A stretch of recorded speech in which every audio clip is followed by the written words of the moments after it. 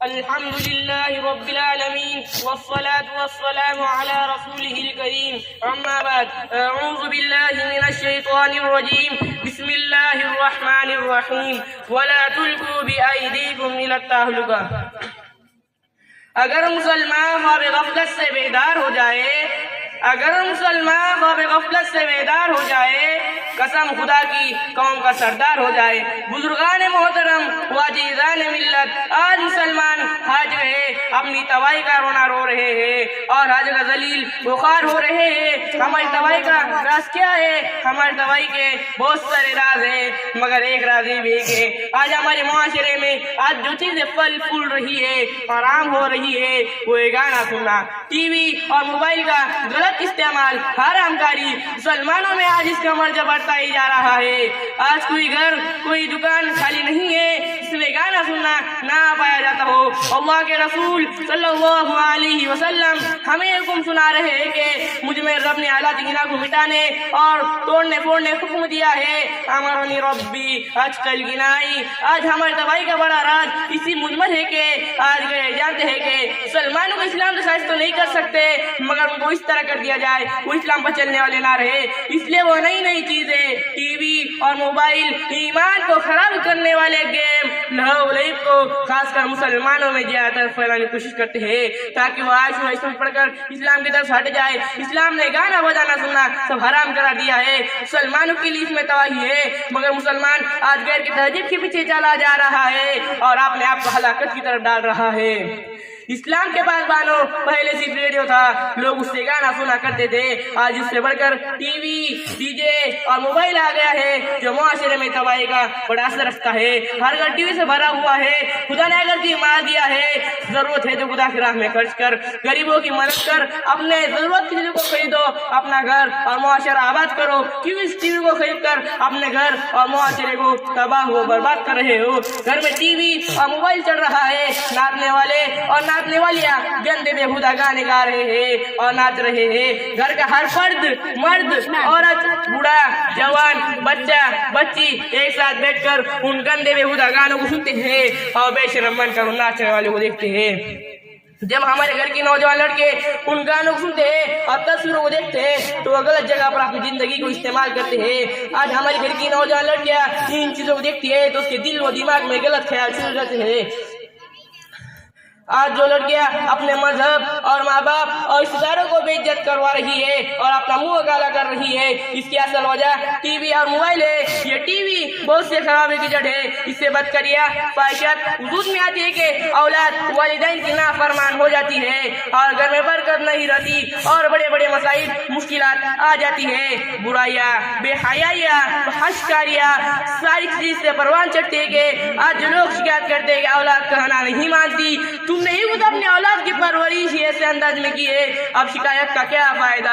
آپ کو نماز کا حکم دیا گیا ہے، آپ بھی اور آپ کی اولاد بھی نماز سے دور ہوتی جا رہی ہے۔ شریعت نے آپ کو حرام کمانے کھانے سے روکا، اپنے گھر والوں بچوں کو پیسے لے کے کھلایا، بچت گھر اٹھا کر کھلایا۔ اسلام میں سور کھانا حرام ہے۔ یہ جو گلیوں سے گزرنے والے جانور ہے جسے ہم سور کہتے ہیں وہ حرام ہے۔ اسلام میں شراب پینا حرام ہے۔ اسلام میں زنا کرنا حرام ہے۔ اسلام میں بیعت، بچت گھر، سود، رشوت کا مال حرام ہے۔ مسلمانوں کا بڑا طبقہ اس میں لگا ہوا ہے۔ زناکاری میں بھی مسلمان لگے ہوئے ہیں، وہ حرام ہے۔ شراب پینے میں بھی اور شراب کے اڈوں پر مسلمان لگے ہوئے ہیں، وہ حرام ہے۔ جوا یعنی پتے کھیلنا بھی حرام ہے۔ ہم نے حرام کام کو کیا، صرف ایک کام باقی ہے، صرف ایک چیز باقی ہے، صرف ایک چیز باقی ہے، وہ ہے سور کھانا۔ بس اتنا ہی رہ گیا ہے۔ اگر ہمیں علم ہے کہ جانور کھانا حرام ہے، اس کو کھا نہیں سکتے۔ جیسے جانور کھانا حرام ہے ویسے ہی شراب پینا حرام ہے، جیسے جانور کھانا حرام ہے ویسے ہی جوا کھیلنا، مٹکا کھیلنا ویسے ہی حرام ہے، جیسے جانور کھانا حرام ہے ویسے ہی بیعت، بچت گھر، سود، رشوت کا مال حرام ہے۔ حرام سمجھ کر ہم ان جانوروں کو نہیں کھا سکتے، ویسے ہی ان چیزوں سے بچو۔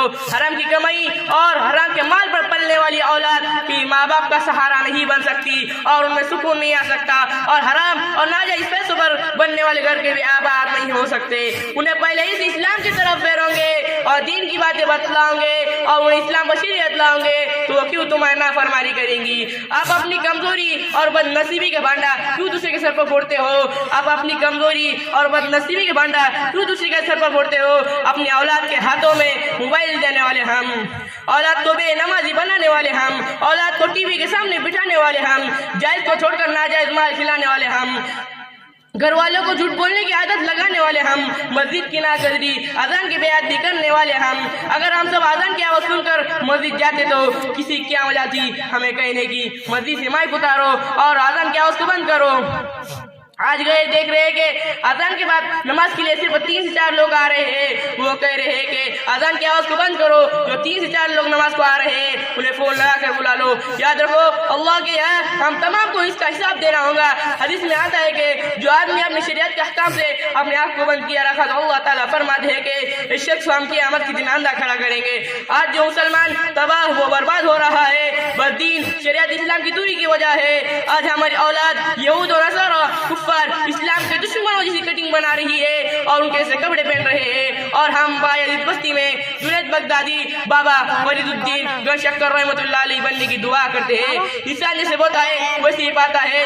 جنگل میں آپ گیہوں پیروں گے تو 4-5 مہینوں کے بعد گیہوں ہی کاٹوں گے، کھیت میں آپ جواری پیروں گے تو کچھ مہینوں کے بعد جواری ہی کاٹوں گے، کھیت میں آپ کپاس لگاؤں گے تو کچھ مہینوں کے بعد آپ کو کپاس ہی چننے کو ملیں گی۔ کبھی ایسا نہیں ہو سکتا کہ اپنی کپاس لگائی تھی اور اس کو آم لگے ہو، جواری کے درخت کو بھٹے کے بجائے انگور انار یا سیب لگے ہو۔ انسان جو بوئیں گے وہی پائیں گے۔